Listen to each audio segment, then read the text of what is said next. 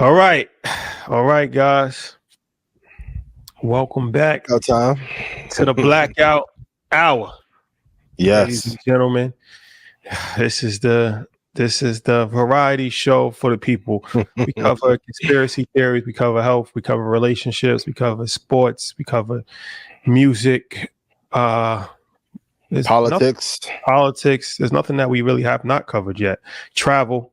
Man, such a phenomenal display of variety that has been covered over 15, 16 weeks or so that we've started this show. So welcome back, ladies and Thank y'all for tuning in.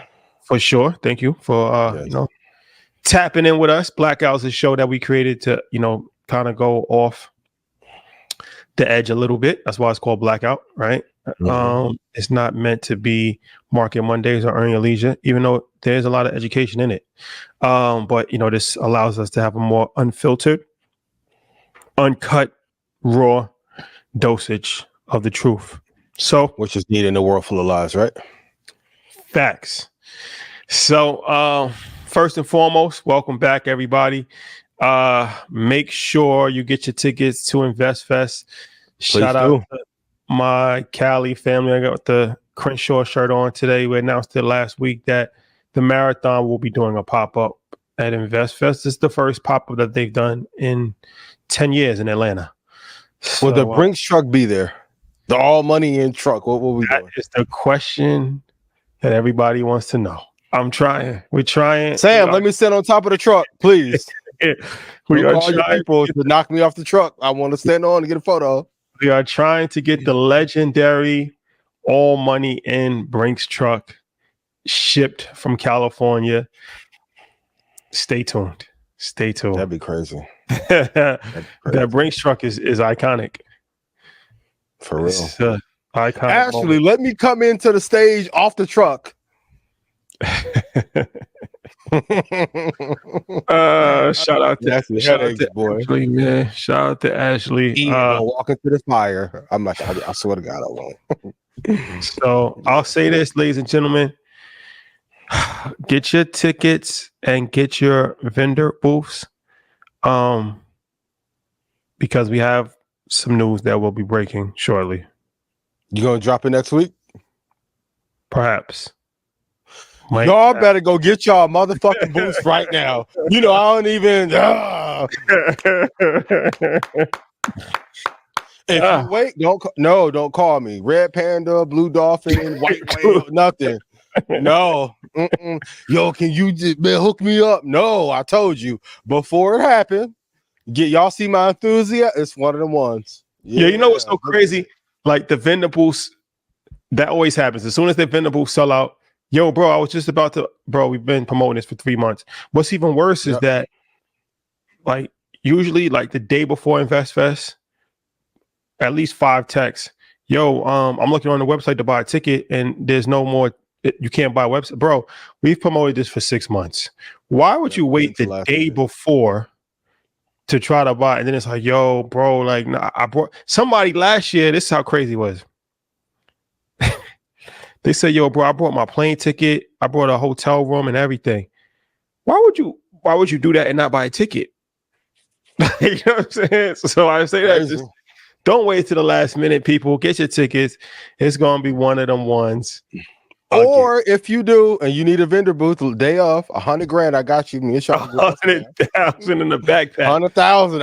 And I shot you out on stage on Invest Fest. What up? Delivery. Cash only. Cash only. In 2 days. Nah. Straight cash. Chase used to do me. No, bring the money. I got you. You can have my booth. Straight cash. Oh man. And also, there is 24 hours left on the Stock Club sale. So if you watch Market Mondays this Monday, you know that we did this stuff. We only do these a few times a year. Legendary Stock Club. Some people have returns of 3,000%, I've been told, over the course of the last 5 years from investing long-term, let alone long-term, no options. We can get to that sniper program. And, so this is something that, like I said, we usually do this a few times a year. It was a 48-hour sale. We extended it for another 24 hours.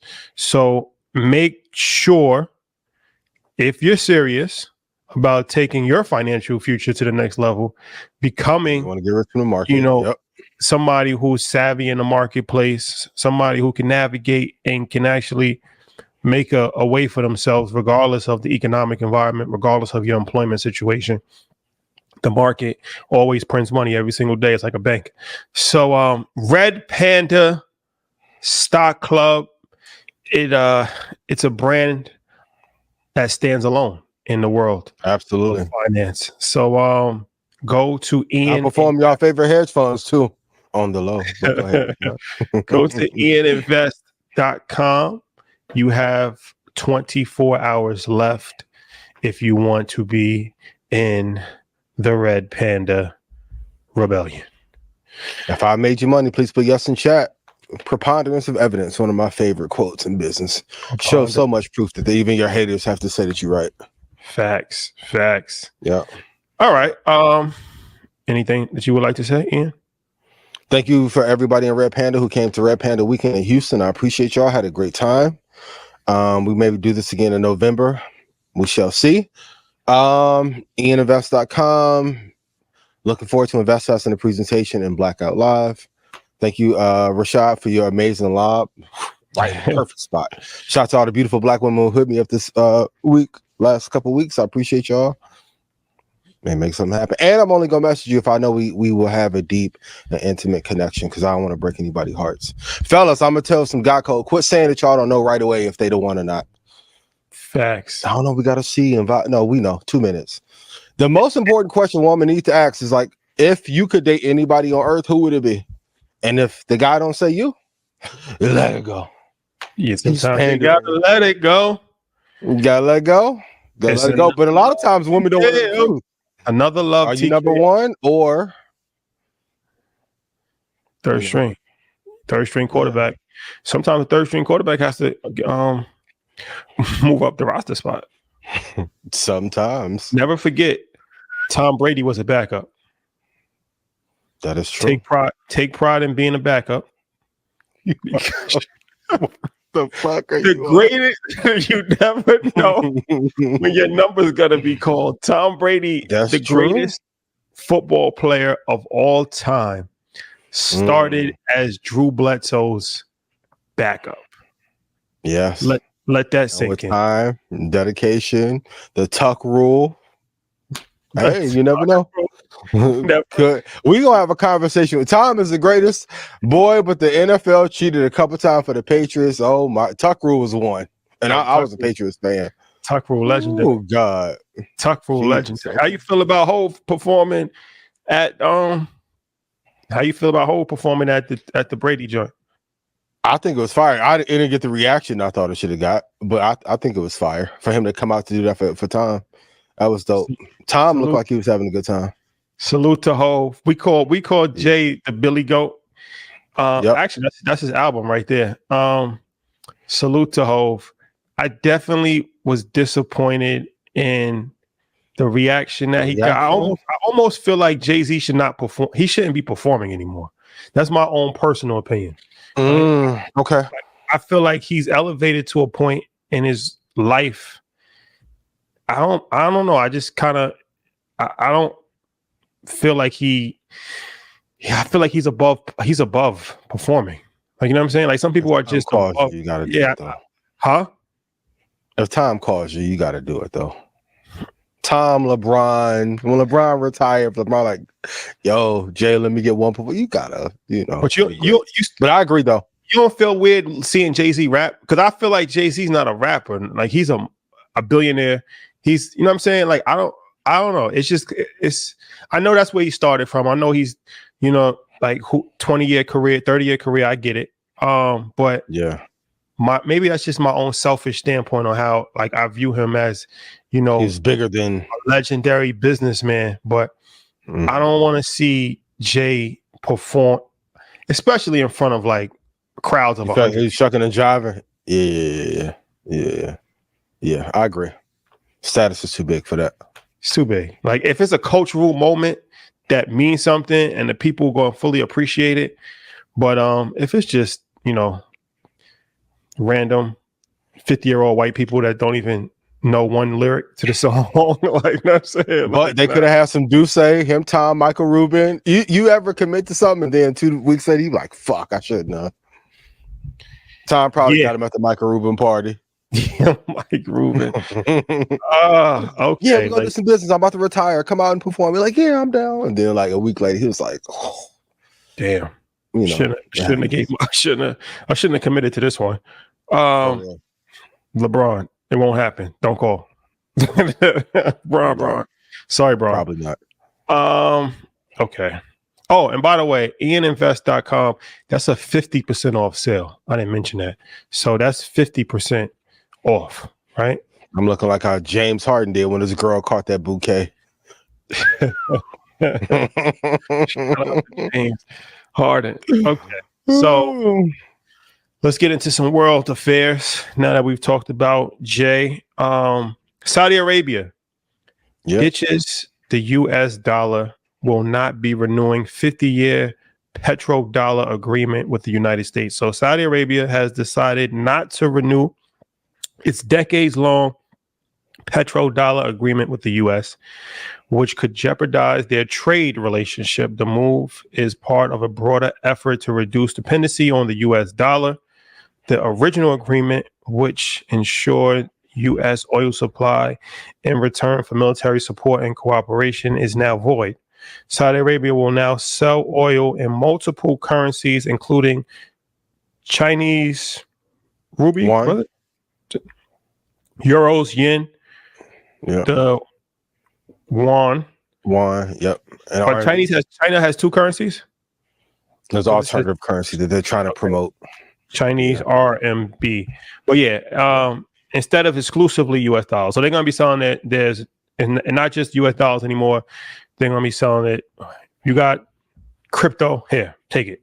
The decision has sparked speculation about the shift towards a more multipolar financial system that challenges the dominance of the US dollar. Okay. A lot to unpack here. A ton. How do we feel about Saudi Arabia moving away from the US dollar? Gotcha. Told you. Remember 2 years ago? I started talking about BRICS and everyone's like, yo, you're being a fearmonger. Listen, if you don't read more than 50 pages a year, you can't call me a conspiracy theorist or a fearmonger.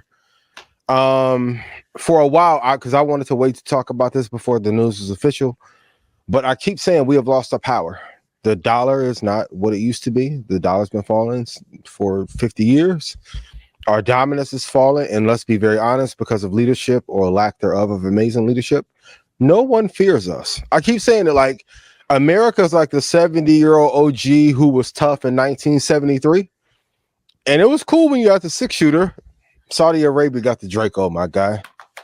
It's over with. Like, this isn't gonna lead to an immediate collapse of America, but over the next 30 years, we're gonna see a degradation of our country. I was talking about this with someone the other day, but for the first time in history, like, white Americans want to leave America.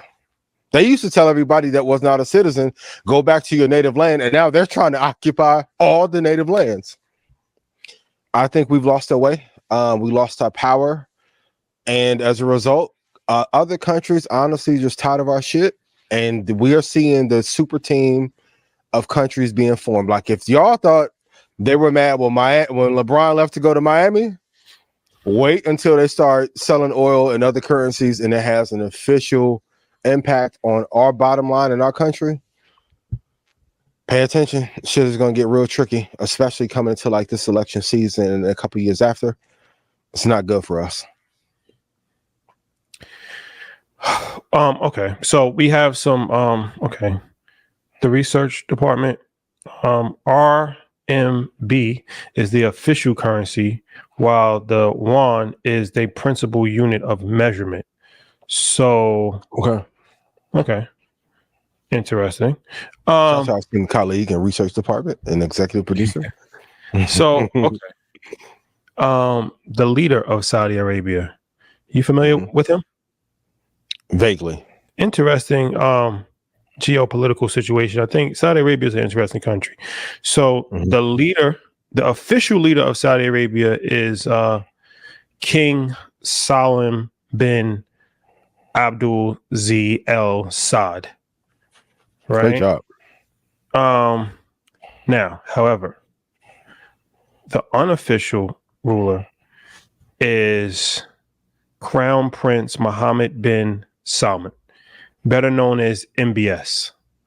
So he's the one that's really running the country. His father's like 90 years old. He's not dead, so he's officially the leader, but he's not really running things. Now, if you remember, MBS is interesting because he's the guy. Remember a couple years ago when he rounded up, he put his uncle in jail. He jailed like 30 different people for corruption. Yeah. He really changed the whole entire country. He's the one that allowed women to have driver's license. He's the one that's been behind all of this, like bringing DJ Khaled and Future and having these musical concerts, building the wall, all of this innovation, all of this money that's spent on tourism. That was never part of Saudi Arabia's plan until he's like the chief vibes curator for real. Yeah. But then he's also the one that, they said allegedly was responsible for killing that journalist. Remember the journalist from Turkey? If you remember, that was a big critic of Saudi Arabia, and he got killed no, he was from Saudi Arabia. He got killed in a Turkish Saudi Arabia embassy. He went into the embassy in Turkey to get married. I think he had to get like his legal papers to get married. He walked in and he never came out. And that was a big thing in America, and they tried to put sanctions on Saudi Arabia, and it was like a whole world backlash. So he's an interesting guy because he's revolutionized the country. He's taken power. It's like Game of Thrones. He's been able to actually consolidate power very quickly, and he's a forward-thinking person. He's extremely intelligent, but they also say that he runs things with a pretty iron fist. The reason why I'm referencing this is because it's important to know the political landscape. Saudi Arabia has been allies with America for 50 years, right? And they've been an extremely important ally to America, obviously, because they have the world's greatest resource, which is oil, right? So Saudi Arabia and America has always been worked very, very closely. Every single president, Republican, Democrat, didn't matter. But now you see new leadership coming into play, right? And maybe perhaps they're not going with the same playbook of being America's best friend, right? Yep. They're saying, okay, well, let's keep our options open.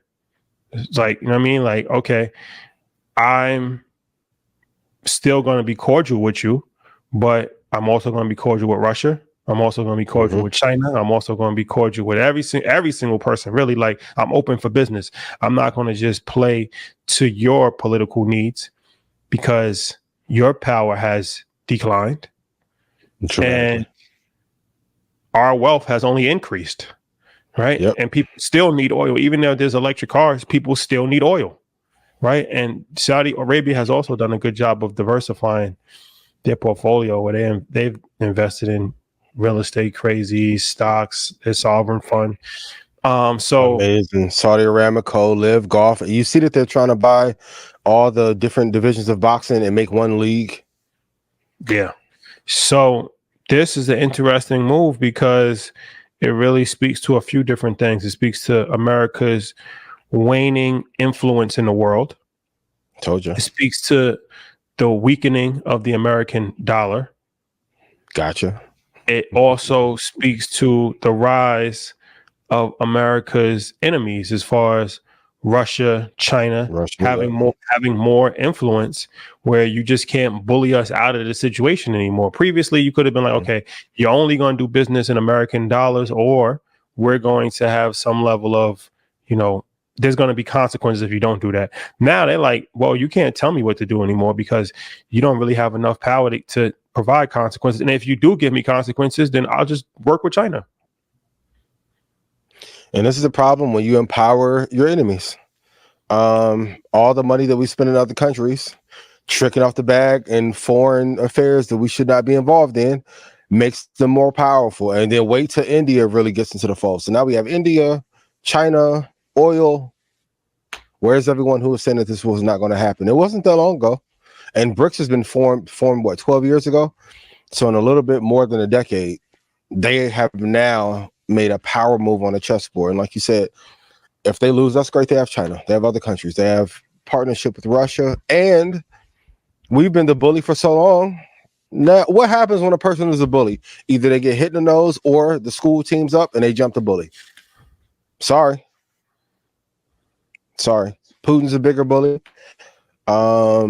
Chinese leadership is a bigger bully. Sucks. And we have weak leadership. Like, honestly, if I was a dictator in another country and I looked at our leadership, I'm not going to get chumped by somebody who can't remember what to walk off the stage. Sorry. Ain't nobody comes to you, Otis. I'm sorry, yo. It just looks bad. We need more competent leadership. But if not, this is what happens. This is what happened. And back to 48 Laws of Power. There's a lot of things I don't like in that book, but if you are going to destroy completely. Because now our enemies have become the bullies that we don't want to face. So the person that we can't speak about yet, when I spoke to him, he told me to avoid problems at all cost, because 48 Laws of Power, it says when you destroy, you have to destroy completely. And he was saying that most of the time it's not worth it, because to destroy completely means you have to go to full-fledged war with somebody, right? So it's like, all right, somebody steps on your sneakers, you're going to kill them for that? Like, probably not, right? It's probably not. It's not worth it, right? Even if you're mad in that moment because they ruined sneakers that cost $200. Yep. It's not worth going to jail for 30 years over, right? Yeah. So, or looking over your back for that long. If you do something to them, then they have family members or friends that may wait 10 years to get you when you're vulnerable. So when you be mindful. If you are, the worst thing you can do is halfway go to war, right?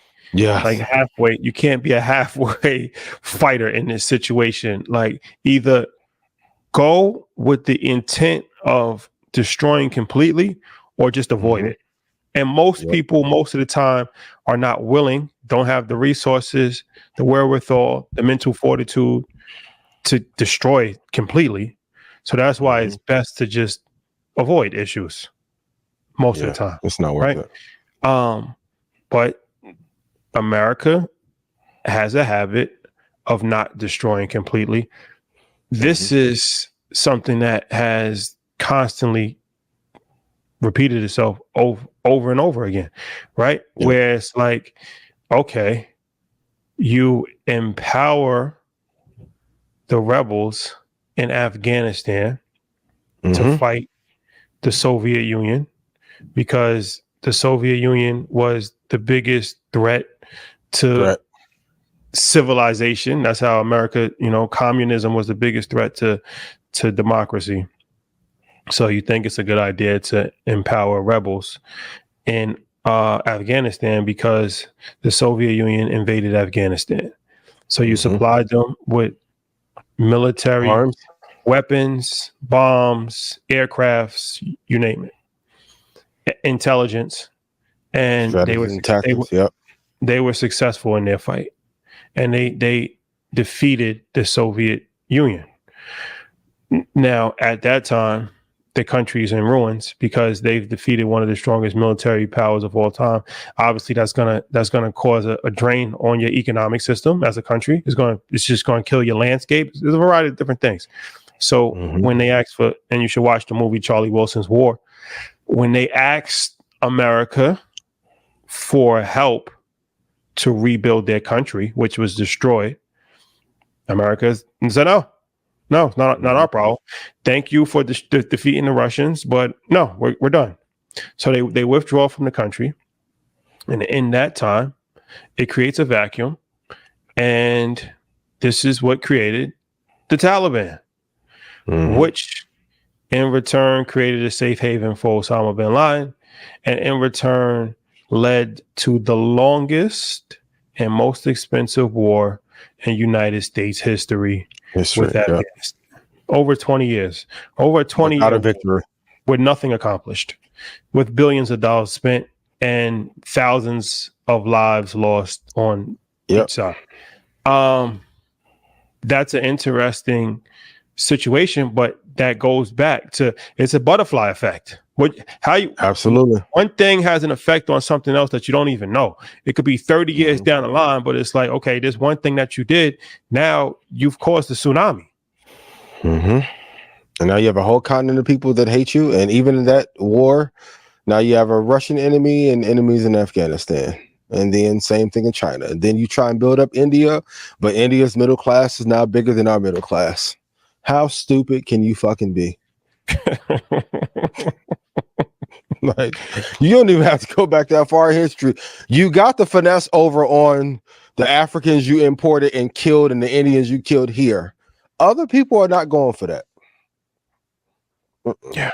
And we'll have a conversation one day. Is it possible to inflate the numbers on slavery for your benefit, for the insurance contracts to cause fraud, to then build up the country past the 13 states and the colonies?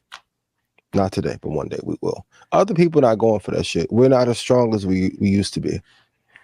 We're dumber than ever. And come on, man. I keep saying we're Hulk Hogan. A menace in the 70s and 80s, flabby and sick now. No one cares. Yep. Hit the like button and share. We will be talking about Bitcoin shortly. But okay, we have a question from a very special viewer of the show.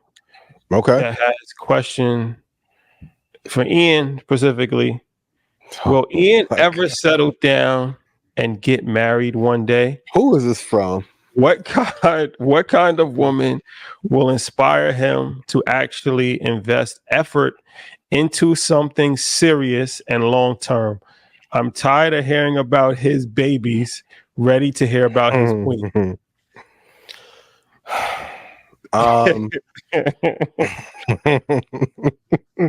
Thank you for such an amazing question.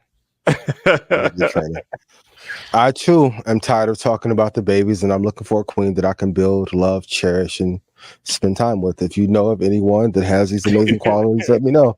What am I looking for? Love, honesty, appreciation, affection, adornment, friendship, passion, someone who moves my soul, someone who helps me build. What else? Let me go on my bullshit back. Someone who helped me pass my traumas and love me through them.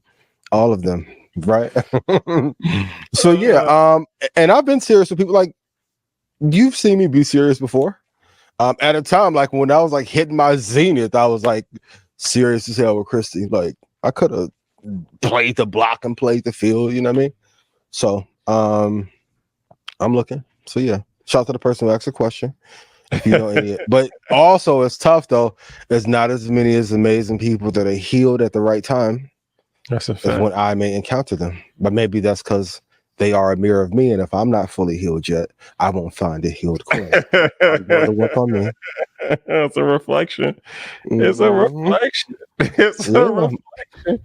The reflection play. Hey. So I thought I had something in her. Like, trust me, I thought that was the one for real. And then so it happens. There's a couple of things I do over in that situation too. She don't like the whole like the bags caused this. Like I've had issues before. I'm like, yeah, but But shout out to you. I appreciate you. But yeah, I'm gonna look. When it's the right time. God will send it to me. But the other part of it is, I know people give me flack for it. Isn't that bad? Travel the world and be around some bad women. Not the worst problem to have. I'm not even gonna lie to you. It could be worse. It could be worse. Could be completely alone. So it's not that bad. Facts. Yeah, but I prefer to be have one person. Do you care about somebody's sign? Like when you're dating somebody, right? Or when you first meet somebody, do you consider their sign, their astrology sign, to mean are you incompatible with any astrology signs? Like Yeah, I'm a big bird, so I'm gonna read your birth chart first day.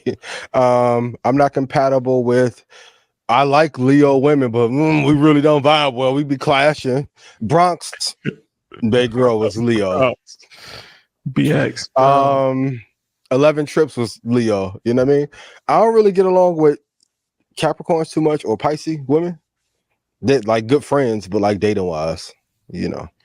So you know, it's interesting. I feel like you know, this astrology thing has taken on a whole new realm because originally it was just like whatever sign you were born in, that was your sign. Now they got this rising, like what's your rising sign? You've heard about this?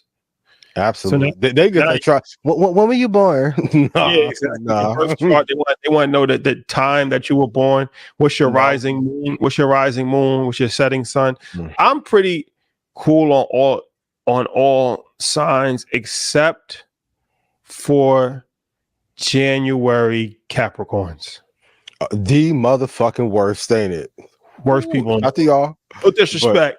No disrespect. Oh boy. No disrespect. Let's talk about all the bad traits. Oh my God. January Capricorns. I don't know what they did at that time of some manipulators, boy. I know y'all like to throw that word around. Y'all be the manipulators. Ooh, baby. Yeah. January Capricorns, man. My little Spellman baby was a January Capricorn. Shout out to you. I love you. Peace to you. All that shit. Woo, full of shit, boy. Boy. Oh man. I ain't never seen manipulation, so it makes you feel like you're wrong when they're wrong. Wait, what? Wait, it's my fault you were doing wrong? Oh, okay. Facts, man. And Justin LaBoy, stop the nonsense, man. He got a personal vendetta against Pisces. I don't know what it is. What y'all be doing though? No. Pisces is the most genuine, low key, mild mannered. At least Pisces men. I don't know about Pisces women. I haven't really inquired. I haven't really met many Pisces women. But every chance that he gets, he throws Pisces under the bus. He must have got his heart broken by Pisces. But stop it, man. Justin. Something happened. Justin, please. Yeah. Okay. All right. What sign are you most compatible with? Let me be messy.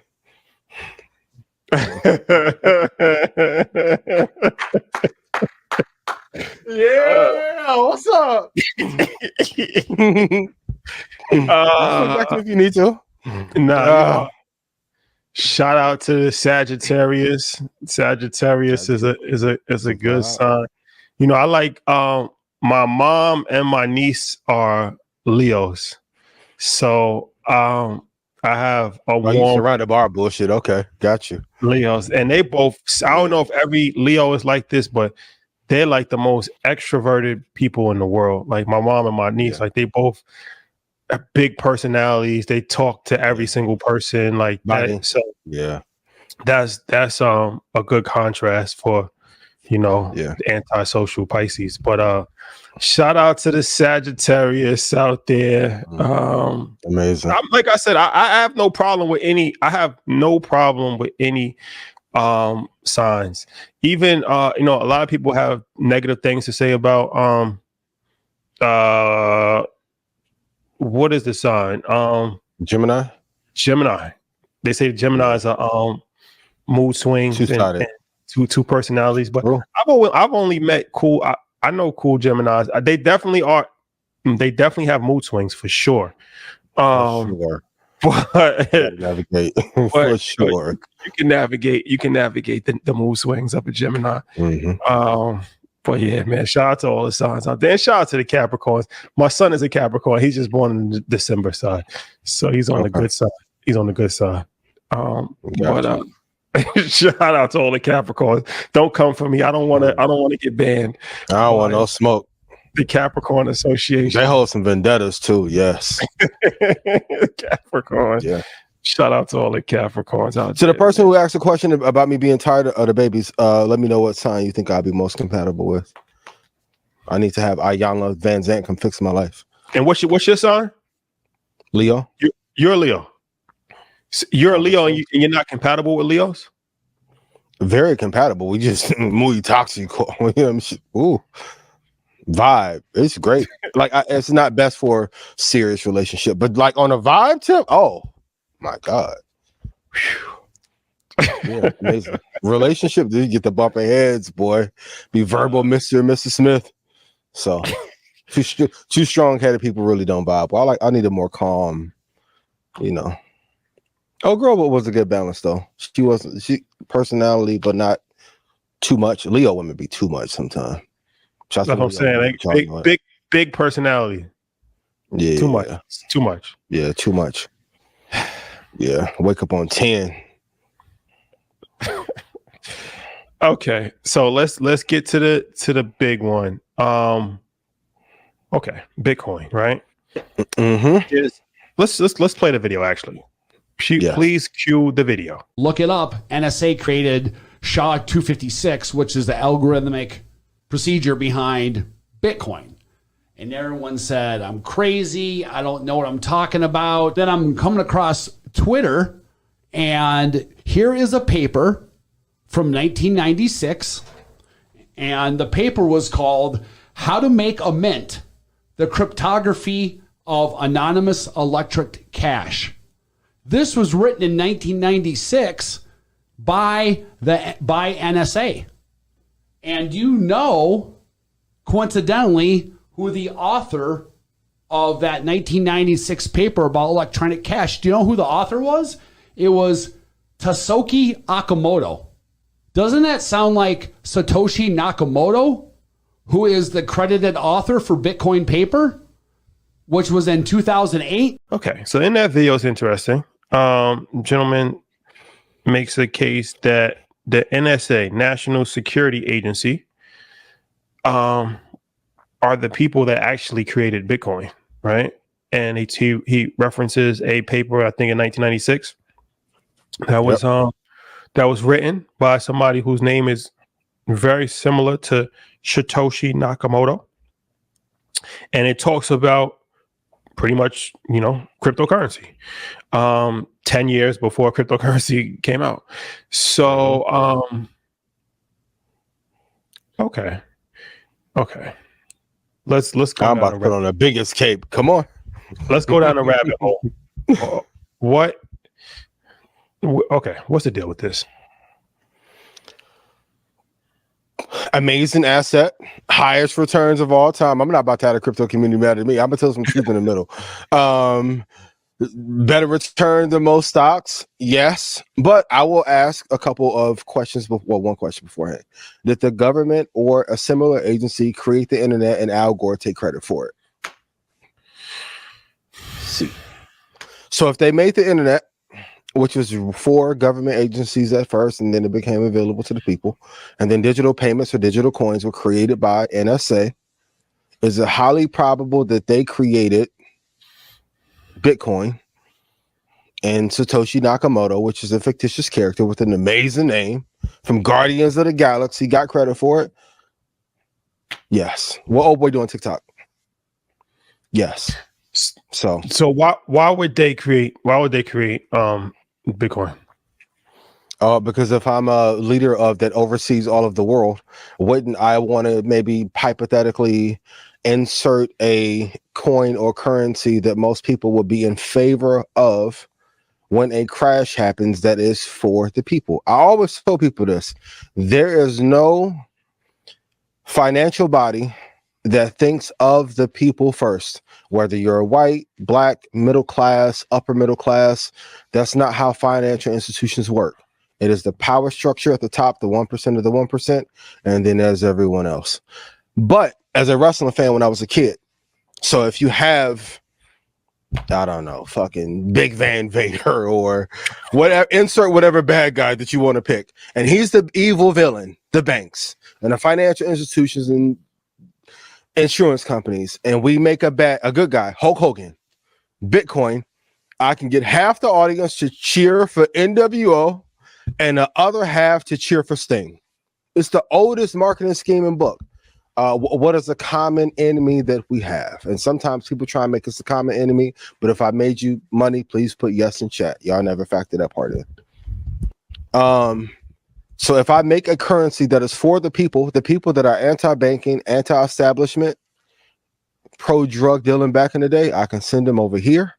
And then that way I'm able to make money on both sides of the toll road. The ultimate position to be in business is to have, like Floyd has done this well. His last 15 fights, majority of the people who watched Floyd fight wanted to see him lose. Made him super fucking rich. You don't think the government does the same thing? Hypothetically, shout to the NSA, CIA, TSA, NBA, everybody. I don't want no smoke. But if you want to control a population, the best way to do so is to control the narrative and then control the currency. So it's interesting because, you know, it's a fairy tale what this all right. So somebody creates the greatest investment of all time. All time, yes. And nobody knows him. And he's just a fictitious character. The odds that the story that we've been told is true is very low. But yes, most people don't care about reality if the story is good enough. And the returns are high enough. Yeah. So, I mean, you know, there's a variety of different things. I won't go in depth, but there's a variety of different things that people believe. Give us one. Just one. One. Don't say that religious one. You better not. No. No. I'm just saying there's a variety of different things that people believe that when you really think about it, it's like, what's okay? Is this really scientifically possible? What's the probability? Low. Don't care. Good story. Feel good story. Yep. Don't care about it. Yep. So the idea that some Japanese guy that nobody has ever heard of has no birth record created arguably the greatest disruption in the financial world ever. Created a piece of code that can never be hacked off Internet Explorer. Wrote it and then disappeared from the face of Earth. Never to be seen again. Never to be seen before. Never to be seen after. No record of him has ever existed. There's no picture of him. There's no birth record. There's no history of work that he's done previous to writing the white paper on Bitcoin. There's no death record of him dying after Bitcoin was created. This is better. This is greater story than Kevin Spacey and what was it? Usual Suspects. Kaiser Soze. Yep. It was like Kaiser Soze, right? It was like the Kaiser Soze movie. So I say that to Kevin Spacey, quit crying about you being on that plane. You knew what the fuck was going on. He said you losing. He said he's jammed up right now. He did get acquitted of all charges. Not guilty. Come on, take this money. Not guilty. Y'all still feel me. Okay. Ooh, my boy's in tears. God rest his soul. So it's highly unlikely that the story that we've been told about Bitcoin is true. That's highly unlikely. So what that means is that Satoshi Nakamoto is a name for somebody, either another person who used that as a fake alias, or an agency, firm, country, group of people that worked in a consortium to build this, write the white paper, put it out, and used him because nobody wanted to be traced back to it, because that would kind of destroy the whole story, right? If it was known that, okay, X, Y, and Z is the group that actually put this together, then it doesn't really, the story of it being decentralized and being, a groundbreaking technology that nobody can ever trace back, it's not the same if we know exactly, okay, this is X, Y, and Z firm on Park Avenue that did this.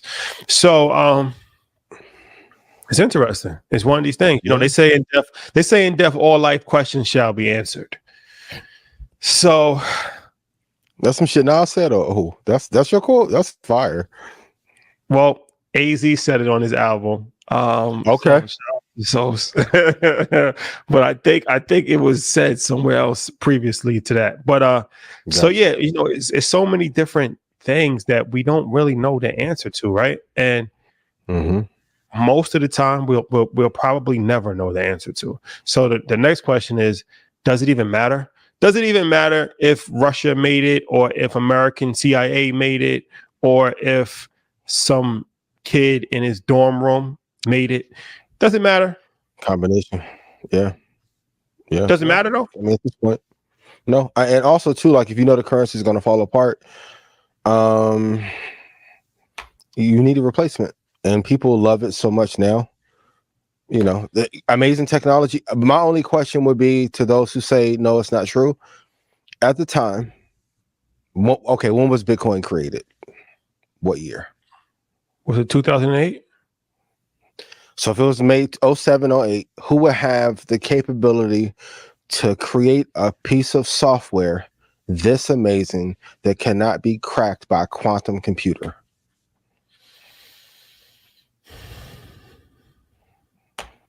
But still, highest returning asset of all time, amazing returns. Without it, there would not be the rush for ARK to provide the high returns that you provided for that small window of time.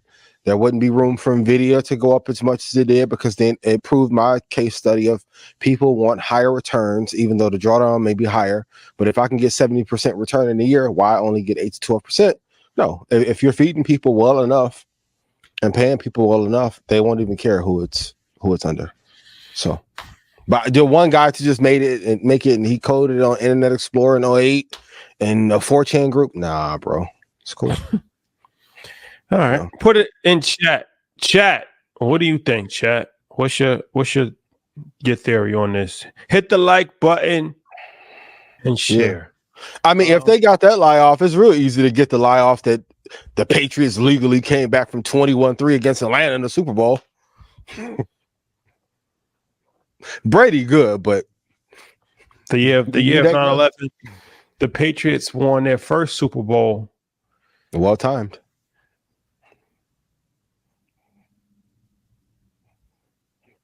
Coincidence? We're both getting smart. I know the ones to set up about Mexico, that topic, religion. No. It just became okay to talk about the JFK assassination and who set that up. Gotta wait. My mom always said, like, wait 30 or 40 years. Like when Tupac died, she's like, this should have come out when you're an adult. Keefy D, you about to do 162 years, my boy. Now he want to bring Foxy Brown into it. I didn't do it. What Foxy Brown got to do with it? Because Foxy Brown and Gav was with him that night of the shooting, and the times don't match up. Everybody in LA know who got Pac and who got Biggie. We're not going to come on. Now, you a real combo. Yeah, why don't nobody ever say nothing about who paid to get Big killed? I'm gonna leave it alone. East Coast.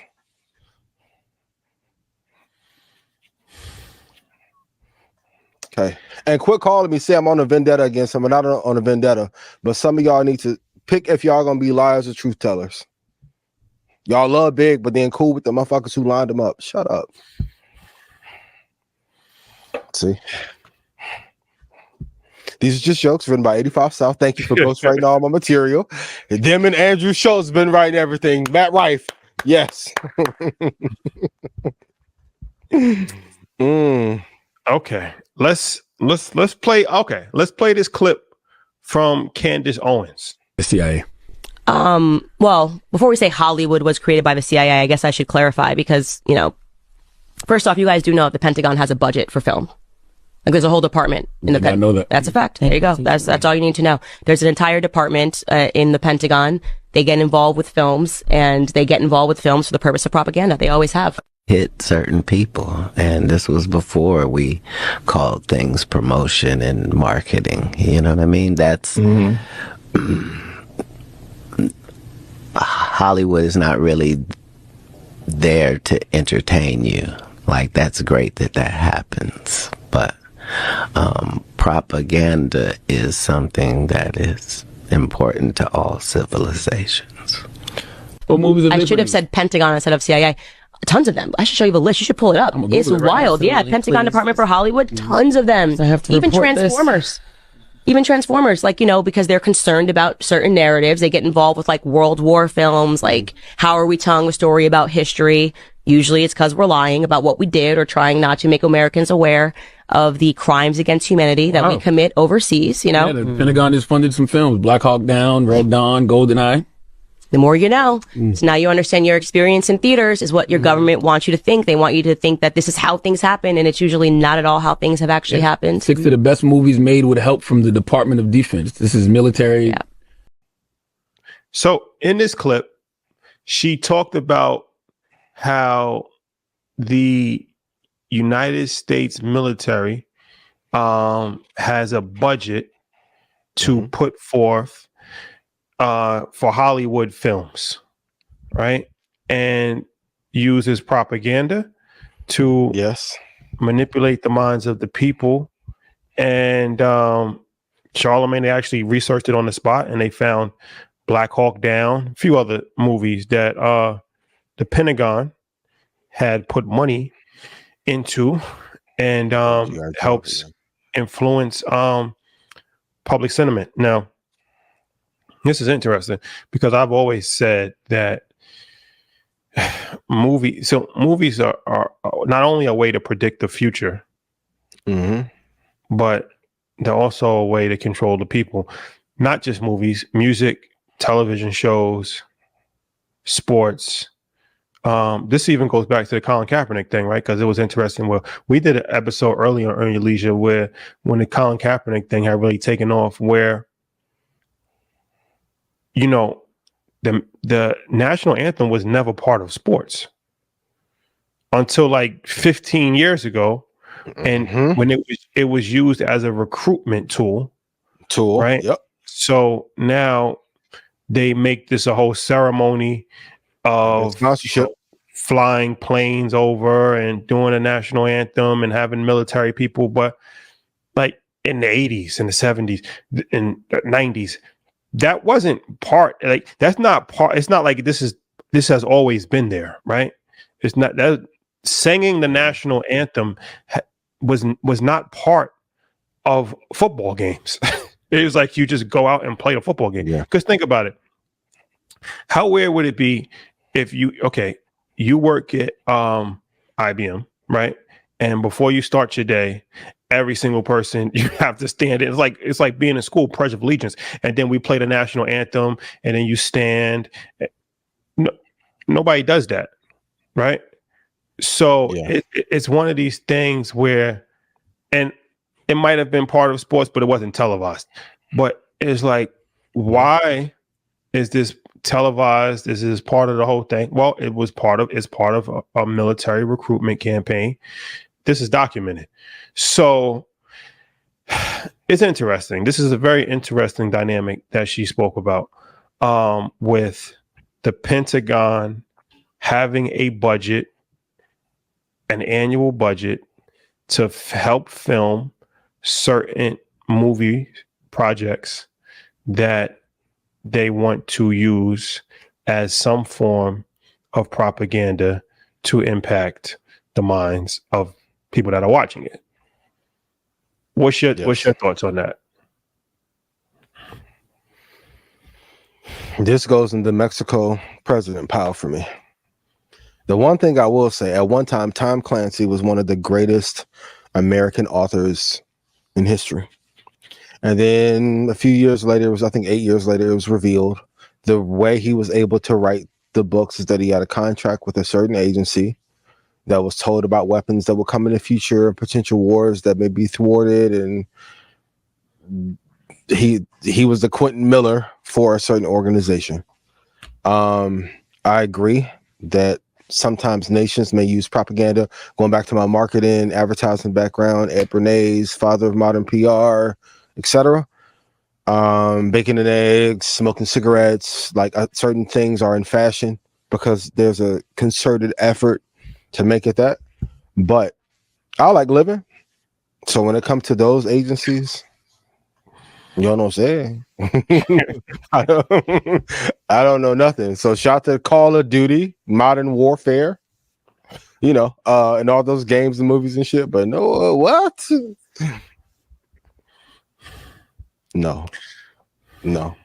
I don't know nothing. I just talk on YouTube. Hell no. We get Alex Jones on and he can talk about it. But we got to get him before they finish him for once and for all. I think he's already done though, right? I mean, done. Financially, yeah, he's done. But I mean, done. Fake heart attack. They get you with the stroke and heart attack when they want to get you out of here fast. Yeah. So fake heart attack play. Okay. Yeah. Okay. Yeah. All right. Okay. But Call of Duty is the biggest selling video game in history, right? Yeah. You would need backing for that somehow, hypothetically. And but Fortnite is a it's even like these that Tom Hanks movie when he was Captain Ryan when he I think the so, Somali pirates and and they making it's like the whole thing was like the ship got taken over by Somali pirates because that was a big thing years ago was like the pirates in Somalia and they was hijacking the ships and all that. And it's like when you really start to look at this thing critically, these kids is like 16 years old on like paddle boats. Like they're not like pirates like how we thinking about it, like Pirates of the Caribbean, and they're like super armed. Like they literally you destroyed their way of actually feeding their family and creating commerce for themselves, which is fishing. It's a fishing. It's off the coast. It's the east coast of Africa, and the ports have been destroyed from a variety of different foreign countries. And why is America even there to begin with, right? And so it's like, okay, well, now you just got a bunch of adolescents, youth that's just running around wild in the ocean, and they just hopping on ships. They don't even really realize what they. But I said to say it was super over glamorized, right? Mm-hmm. And you look at the person that they actually arrested, and the kid is like 16 years old, and he's like, and they made him be out like he's like Pablo Escobar. You know what I'm saying? But it's like, this is meant to portray an image that, these people are extremely dangerous, right? We have to go in. We have to take control, natural resources. Mm-hmm. We have to, play world police because, look, all the stuff America has done and somebody taking over a ship is the worst. That's where you draw the line. But I got to demonize you publicly. I mean, we've seen the same thing happen in Chicago. Like if I let an area, quote unquote, get bad, or I let certain things happen and then I can infiltrate and take over Cabrini Green and then turn them into projects. And then now I can turn O Block into like a weaponized tool. I always said it, when gentrification is about to happen, that's where the drill music permeates the most for 2 or 3 years. Let Leor them get their check. Then they come clean it up and take it over. So if I destroy you, if I then demonize you in the media, I won't believe your voice when you then speak out. I don't think Trap Lord Ross just came out of nowhere with the King Von documentary. I think it was some back in the net too. Cool, weaponize that too. And then great, let's take over these areas and make the city safer. Chicago's a beautiful city. Even if you like, I have people that are afraid to go to Chicago because of the perception of O Block. I'm like, that's a small territory. Like some shit happens on Mag Mile once in a while, but cool. Like, but if I demonize the area, yeah. And it lowers the property value, which makes it easier to buy. And now it's like, okay, then I'm gonna push you out to Peoria, and then we get all the prime land. Cool. But what do I know? Yeah, propaganda is a part of the destruction. So we've had some people trying to do it to us. It hasn't worked. Get your tickets to InvestFest. When he makes this announcement, though, woo. Napalm bomb. Okay.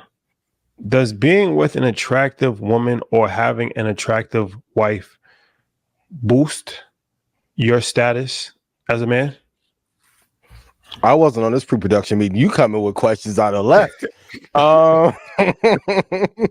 What happened? Troy, where we at? Honest answer, yes. But in selection, of an attractive person. Oh, going back to qualities I want. Like, I want the inner peace and inner beauty to be as radiant as the outer beauty. So, because contour that motherfucking soul and attitude. Hit that. Put the hotter beauties. What a setting spray on the soul. You setting spray on the soul. Yeah, got all that shit on the counter. What are you doing for your soul? So, yes, it does help. It does help with brand perception, yada yada, selling the image. But when selecting an attractive person, you have to make sure that their internal qualities are as attractive as the ones they have on the outside. Yeah. So, yeah. It helps. Sure. The short answer. What you think? The short answer is yes. That's why they have the term trophy wife. Right? No disrespect. That's true. It wouldn't that wouldn't be a term if it wasn't a thing. Right? So yes. That can be boring as hell though. If she's like a bore. No. I'm not saying that's even the most but I'm just saying it. There's a reason why there's a term. People judge people by what they look like on the outside, right? As far as like, okay, if I see you in a Lamborghini, I'm automatically going to assume that you have money, right? Yeah. You could have rented the Lamborghini. I'm going to assume it. If I see you in a Rolex watch, I'm going to assume that you have money, right? Yeah. If I see you in a situation with a beautiful woman, that speaks highly of you, right? You've done something right. You figured it out somehow, right? So I'm automatically, it raises your value for sure. For sure. Let's just be honest about it. Oh, shout out to my baby I brought to the hookah spot in LA that one time. I ain't talked to her in a minute. Hold on. Go ahead. The one I was there for that. Yeah. just randomly had a flashback. It's a lot to flash forward, yo. Hold on. Flash forward. Hey, I'm doing blackout right now. I just want to check and see how you've been doing. We ain't talking in a minute. What I did?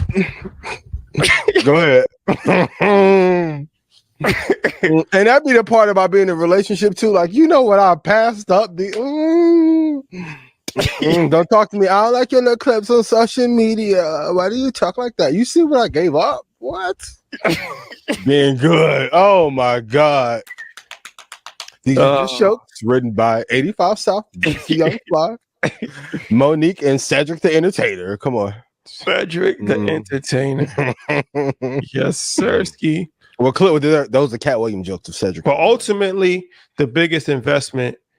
So, like, people say, like, I invest in my watch or I invest in my car, but like, the person that you want is actually an investment, right? So it's like they're a direct reflection of yourself. So if you're with somebody, it's in your best interest to have them up to par. And if they're not up to par, it's disappointing, but it's also it's going to hurt. It's going to hurt you too. So keep that in mind. Like, you know, I like that Catered to You song where Beyonce, she was like, I promise to keep myself fit and be the same person that you fell in love with. Like, I keep my figure right. Like, well, that's important. Yeah. No, we can't. We got fellas, y'all too. I know a lot of men say this about women. It goes both fellas, ways. Y'all be dusty as hell. Clothes raggedy, skin raggedy. Dick ain't working how it used to. Yeah, there yo. No ambition, but then you want to quote all this Kevin Samuel shit, bro. It goes both ways. Men can definitely be an embarrassment to women. Right. Like, imagine you're a woman, you got your shit together, you know what I'm saying? Like you killing the game, you in the corporate, and then you got to bring the dude that you're rocking with to your Christmas party, and you know he's in shambles. Bad everything. It's embarrassing. Bad attitude. Yeah. It's embarrassing. Right. Or he's like constantly trying to do too much, trying to flirt with the waiter and you. It's embarrassing. Nicki Minaj learned this lesson the hard way.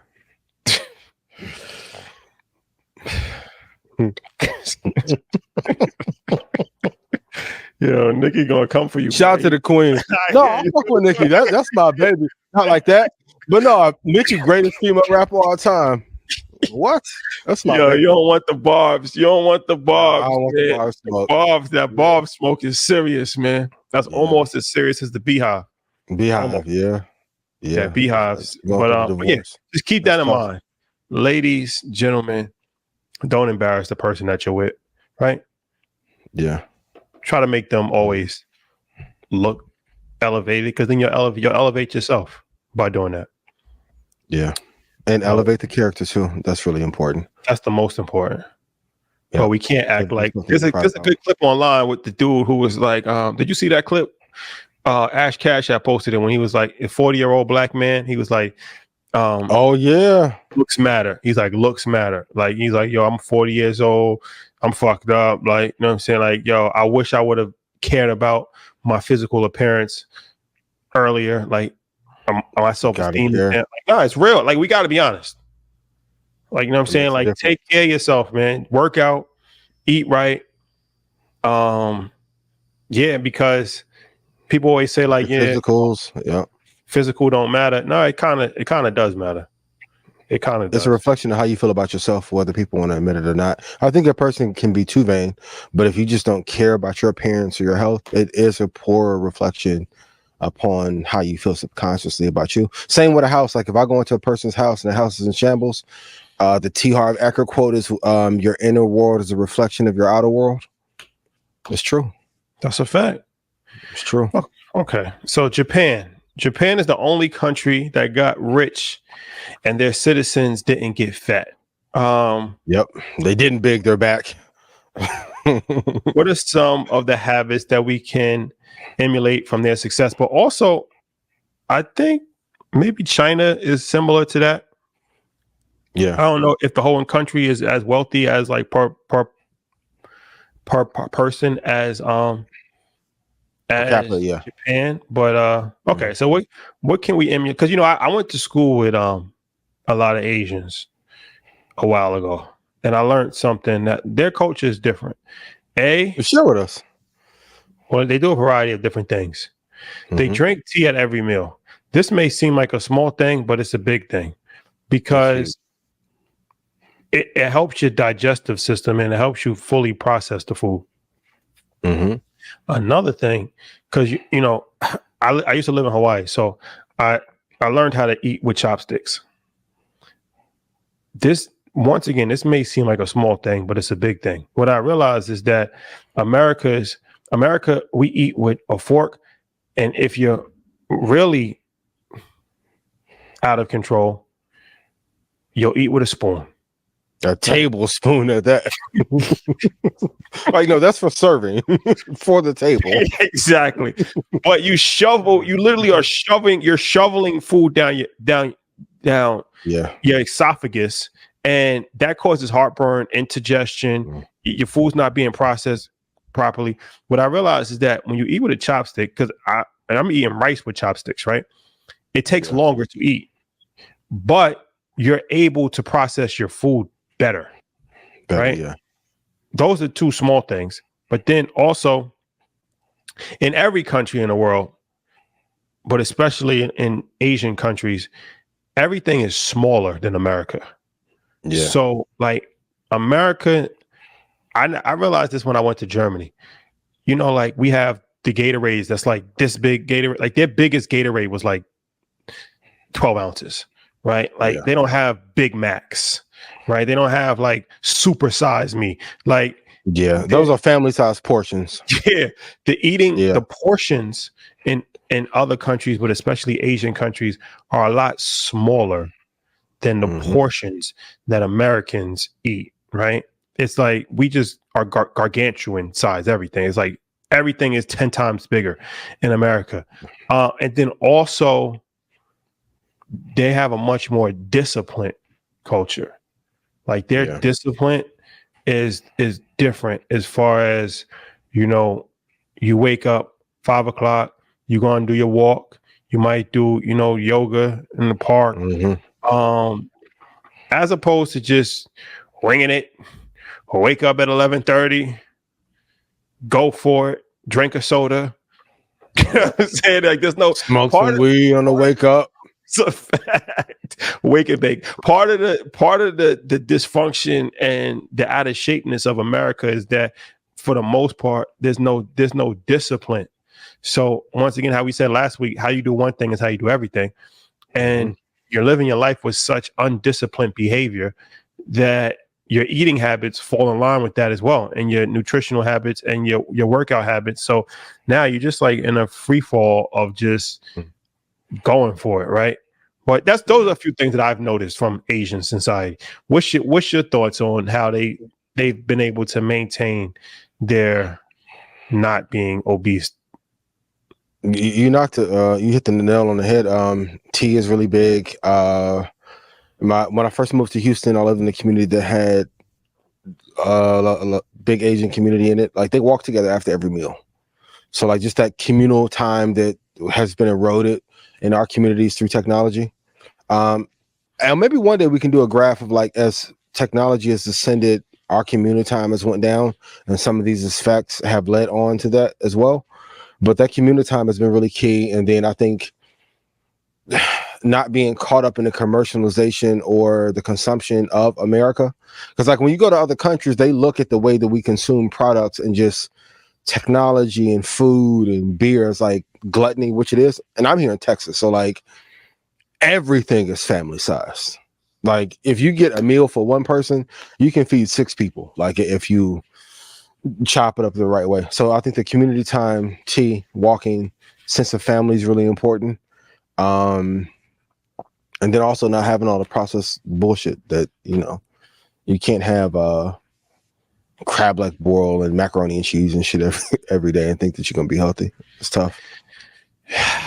So no fried chicken for breakfast? I'm not a health expert, but they say it's not the best for you. Who knew? What do I know? Who knows? That's surprising. But once again, it's the system. Like, the tech companies and media needs viewership. So I can't have a #1 rated show if all of y'all are working out, getting fine, and fucking in the summer. So let me give you some bad food to consume and place that product against my television product that I need you to watch, but then go get the bucket of 16 KFC that's made out of test tube chicken. But the barbecue sauce is amazing. So, yeah. But it tastes good. I'll just sprinkle. Yep. But it tastes good. Like, even when Chick-fil-A said that they're going to stop using, I don't want to misquote the situation, but yeah, they're going to be at a Vest Fest. Wait, hold on. Shout out to Dan Katt. All right, next topic. Okay. Next one. We the boys. Oh, now y'all caping, don't want to tell the truth. Y'all, NSA, not touching. I'm cool. NSA. Okay. All right. Okay. Is helping people risky? I saw an amazing quote on Justin LeBoy's page, where it said helping people while they're down is risky. I don't give a fuck what nobody says. People will wake up and act different after you help them and paint a picture like you've never been solid. And some people were upset by this, but I don't give a fuck. But I want to know your thoughts. Is it risky? Of course. I mean, everything he said is fact. That's spot on. That's a 100% fact. I've always said it. The people that you help the most are probably going to hurt you the most. Because 9 times out of 10, you don't really get hurt by strangers. Like, you get hurt by people that are close enough to you to actually hurt you, right? And these are people that they know things about you because they've been in your inner circle, like they've communicated. You've told them different things, like so. It's entitlement. No, you can never do enough for a person. No, you can never do enough for a person because the level of disappointment is always going to be greater than the level of appreciation. So, what you think somebody should appreciate you for, they have disappointment in something that you did not do for them, right? So you do 10 things for a person, that one thing that you didn't do for them, that one thing is going to resonate more in their brain than the 10 things that you did for them. So it's definitely dangerous. It's definitely dangerous to help people, for sure. That's a fact of life. 100% fact. Yeah, it's tough. I've talked about it before, but even like, some people I gave scholarships out to for free were the ones who were mad later. I'm like, I don't want to hang with you in the park. I don't know you. Like, that's weird. But you know, I cut some checks for people. They acted different after. I told a story too on Market Mondays. Like when I had a little everyday Mazda CX-3, right? My dumb ass being lazy brought out the real car one day to go meet up some friends. Boy, you would act like I stole the car from them. It was cool when I was in a little red Mazda. You know what I mean? I brought that big shit out. I said, let me go park this right back at the office. I'm cool. He's like, why you Uber everywhere? I don't have no car, bro. now I'm gonna get the lies off. Our car in the shop. Still, yep. First 5 dates. I know y'all want to flex. I'm bringing that shit out. Chill. On a date? Why not? Yeah. Why not? Could lead to entitlement. Yeah, I want to see if you like me for me. And shout out to all of y'all. Like, y'all are so unhealed. It's the women y'all are picking. You toxic too, motherfucker. What are you talking about? I got some people you dated. What are you talking about? I can't wait for you and Rashad to grow up at y'all big age and be different. We've tried. Trust me. That's a fact. That's a fact. What y'all want me to do, man? People want you to live the life that they think that you should live. Like, yes. But I'm like, okay, I'm not you. Like, you know what I'm saying? Like what you do, what you think is normalized, what you want to talk about, you're perfectly fine to talk about that, to normalize that, but don't put that on every single person, right? We could do whatever we want. People who say that, y'all don't even post who y'all with on y'all page. Y'all be hiding your husbands at InvestFest and shit. Man, I don't want to hear that shit. Stop. Oh, we taking a little break. How you doing? I'm doing great. Get away from me. Get away from me. Respectfully. Thank you. I don't do that. So I love you on Blackout. I like, what's your skincare routine? You look so good. When were you born? No, IanInvest.com. Oh, and don't be trying to join Red Panda because you want to date me and shit. Stocks only. I ain't giving out dividend and dick. You got to pick one. You gonna get the dividends? Okay, great. You not gonna use that? Are you so smart and intelligent? Nah. No. Oh man. Okay. Yep. Friend of the program, Eboni K. Williams. Congratulations to her. Yeah. She actually said this on Market Monday that she was she was about to go through her journey to become a mom. Yeah. So she announced her pregnancy. It's controversial because she went the route of sperm donor. So I saw some comments that were not favorable, not so encouraging to her. But then, a lot of people was just saying congratulations and, super happy for you. So, okay. What's your thoughts on this? I like Eboni. I think Ebony's dope. Like you said, friend of the show, has been on Market Mondays. I don't know. Like, I get Ebony's polarizing because I have a polarizing personality at times too. I don't know why people were so upset. I get the comments like, why did you take this route? And I just wanted to know why you think some people have hatred for her when she's capable of taking care of the baby financially. Of course, yes, it does take more than money to raise a child. I know that. I'm a proactive dad. Shout out to my baby Xander. But I feel like if somebody else did this that they like, they wouldn't give a damn. Well, I think I saw one video that DL Hughley had posted that was interesting, where the woman was saying, Eboni, she was saying that, she can't date a truck driver, but then she's getting pregnant artificially. This is speaks to madness, like you should be lined up for truck drivers, like you can't find a man. Pretty much saying like you can't find a man. But I mean, my thing is, you don't want to just have a baby with anybody. Right? Like, I could see there's some validity in what they're saying, like as far as like, okay, like you giving relationship advice, but you don't have a man. That's valid. But it's also hard to find somebody that you want to be with. It's even harder to find somebody that you want to have a kid with. Like, yeah, that's not something. I'm super cool or of having a kid with anybody. Like, you know what I'm saying? Like, I'm super 1000% cool off of that, because that's a headache that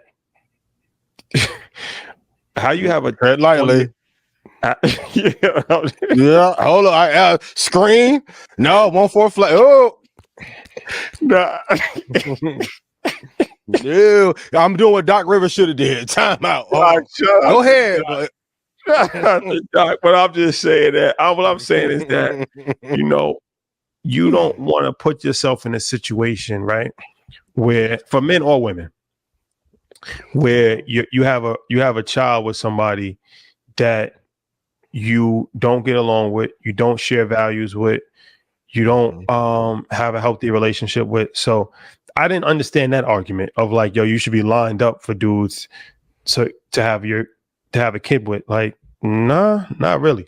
You know, like, having a kid with somebody is big commitment. So congratulations to her. Yeah. I mean, I personally, this is just my own personal opinion, I personally don't think that having a child with no father is the best route to go.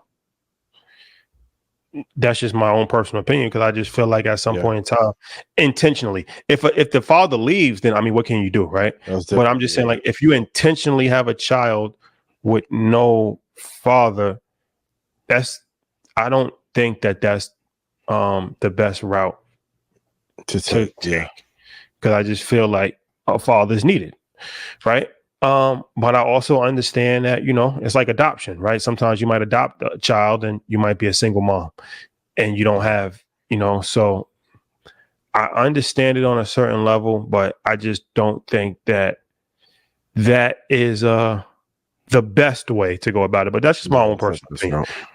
That's just my own personal opinion. But once again, shout out to her. Congratulations. And the views expressed are bigger than just my own personal views. These are a microcosm for every single parent out there, right? So, you know, it's not just my own personal experiences that I speak on. So, were you talking about me texting? Never good.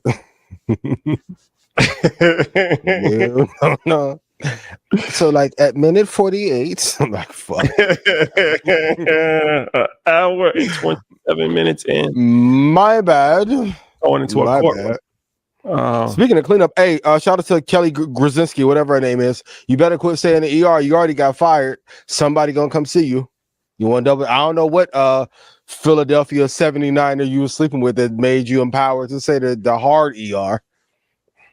Oh, that's the one and then she doubled down on it though, right? Yeah, and tripled down. I mean, I just double down on you. I think Juneteenth is actually today, but what's the point of, like, if you white, right? Like, why would and I've seen this happen a few different times on different, like, people that have platforms, and they're like, why is it such a fascination to say nigger? Like, why is that? Why do you feel the need to say it? Like, you know what I mean? Like, even if you just say it like on some like non-racist, you're just singing a song. Okay, I can understand that, because I mean the rappers have put it in there. So if you're singing a song, it's awkward to not say that word, right? But it's just like, after that, you just double down on it, and then you just defend it and like, no, I have a right to say it. I'm not a racist, but I should be able to use this word if I want to use it. Like, bro, why are you fighting for you have the most privilege out of any people in world history. Like, I never forget, when I was in Hawaii, there was a school called the Kamehameha School. Kamehameha, I think he was the last king of Hawaii. And the Kamehameha School was a public school, but it was only for like Hawaiian kids. And it was like one of the top educational schools in like the state, maybe even the country. Long story short, a white family sued for discrimination because their kid wasn't allowed to go to the school, and actually ended up winning because it was a public school technically. So it's like, you can't, I'm like, bro, like, how much, like, you talk about adding insult to injury. You take these people's land, you pretty much decimate them. Like, they're not even really any hope. They're like Native Americans. You really can't even find like pure blood Hawaiians anymore. They've all mixed with like Filipinos. They've died off of disease, stuff like that. Like one of the last things that they have to honor their former heritage is a school. Why do you want to integrate this? Right? Like the colonizer doesn't stop, does it? Why do you want everything though? Like, so like you want everything? You want everything? But I guess that goes back to destroy completely, right? Yeah, they take everything away. And then they also feel that power waning. For the first time in American history on both sides, neither side is really a fan of the president. And then now you have a lot of black and brown countries that were not empowered, being empowered and taking our power away. Then they say by 2060, there'll be a minority majority. It's a lot of cultures being taken away. Like I don't even really hear any white pop songs no more. I know Taylor did the deal with the NFL, but musically, movies, it's tough. Moana 2's coming out. They feel that power, you know. So, yeah. What about this Biden Zelenskyy 10-year security? Talking about trying to keep that power in structure. Hey, what they doing? Bowman talked about it. Listen, we are still playing Big Brother to certain entities, and my only thing is, how do you have all this money for Ukraine and not American citizens? Y'all don't even have the money for white citizens in America, but y'all have it for Ukraine. So before you may be ushered out as president, you lock in a 10-year agreement with Ukraine. What do you think that's going to make China and Saudi Arabia do on the BRIC side? If we just playing ball, and I just say, yo, Luca, pick up your fucking defense too. Oh my God. But hypothetically, Troy said it's $50 billion deal. What? And inflation high as hell? What? Chipotle on Uber is like $34, and you give them $50 billion on top of all that you gave? Come on, man. You won't announce a 10-year deal to give financial relief to people who live here. And then you wonder why Democrats are not liked. But it's another issue. I mean, Republicans are championing this nonsense too, though. True. They'll champion this nonsense. It's like you always want to help others instead of helping your own people. Huge mistake. And you pick and choose who you want to help. And shout out to Ukraine. We actually had, I don't know if you remember, but it was somebody. I do.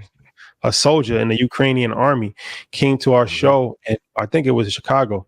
And he was like, yo, Chicago, yeah. Y'all talk a lot about Ukraine, but I'm listening to you guys. So I have nothing personal against Ukraine. I really wish them peace. And, you know, if somebody's invading your land, you have every right to defend yourself. And I'm sympathetic to the fight of anybody that is fighting for their freedom and fighting for their family. So I don't want it to come off as like, you know, we hate Ukraine. We're not against citizens. Yeah. No, for sure. Yeah. But it's just the government of the United States has to answer. And Ukraine's government is not wrong for trying to get money from America. That's what they're supposed to. Zelenskyy can come over and get the bag. Yeah, that's what like he said. Yeah, that's what he's supposed to do. But yeah, it's up to America. I don't like us being used like Sequoia Capital to divert funds there, and we give them, but there's never any funds available for us. They shut down a freedom fund, but then there's money there for that. And then we don't get to choose who. Like they should have a vote on what countries get much money. We can't choose who gets money, right? We can't choose how it's allocated. They just tell us, okay, we just passed the bill for $50 billion, and it's going to get sent, and it's a done deal. Well, that's what happens when you don't live in a democracy. If you're in a republic, this is what happens, right? It does say one republic for which it stands. One republic for which it stands. One nation under God. Under God. Indivisible. With liberties and justice for all. Troy sentencing leaders of a group of 7 wealthy democracies have agreed to engineer a $50 billion loan to help Ukraine in its fight for survival. Interest earned on profits from Russia's frozen central bank assets will be used as collateral. Ain't that something? You freeze their banks and then give them the enemies the money. When Putin get that motherfucking mega bomb from Tony Stark, don't say nothing if you try and use it. That's why he pulled up to Cuba. Okay, won't play. All right, cool. That's like when they park 2 blocks down from your house. They're close enough. So tough times that we in, man. We're gonna have a whole nother conversation if JJ ready to get this job. JJ Fisher. What happened to him? JJ Fish, remember him? Oh my god. Legendary. ABW is at InvestFest. I get a picture. No, yeah. Funny. Yeah, hilarious. Shout out to the throwback internet memes. Facts. That is hilarious. Yeah. Where are they now? Yeah. And then why come the coach from Milwaukee who was there for Doc stole this motherfucking job can't get hired in LA? NBA crazy, yo. Crazy. I haven't seen him do a podcast interview. He can't pull up on Podcast P and damn. They got my man silenced. So hopefully they don't do him how they did Mark Jackson. Damn, it's tough. Yeah. All right, ladies and gentlemen, another episode of Blackout. Yes. Glorious. Another glorious episode, ladies and gentlemen. Let us know. Let us know what topics you want us to talk about. Let us know what guests you want us to bring on. InvestFest, we will be doing a live. Yes. Taping. A live. This will be the first live show of Blackout. VIP night. We got some special guests. Yes. Atlanta. It's gonna be a vibe. It's gonna be a time. I'm gonna be passing out libations too. Champagne, tequila. Hey. Yes, sir. Oh man. Okay. Live Earn Your Love episode for Ian, maybe. You know what I mean? Earn your love. Yeah. 24 hours left. Go to ianinvest.com for the 50% sale on Red Panda. 3-year access. Oh man, stocks, sniper. You get the whole gambit. Yeah, what invest long term. If I made you money, I call Nvidia ahead of everybody. Even if you got in 2 years ago, you're up probably 300 to 500%. Apple's hitting all-time high. Come on, man. What else y'all need? Eli Lilly, Novo, set about 70 prices a month of where to get in. If you want to get rich from the market, go to ianinvest.com. Let's get rich together. Love y'all. All right, ladies and gentlemen. There you have it. We will see you guys on Monday.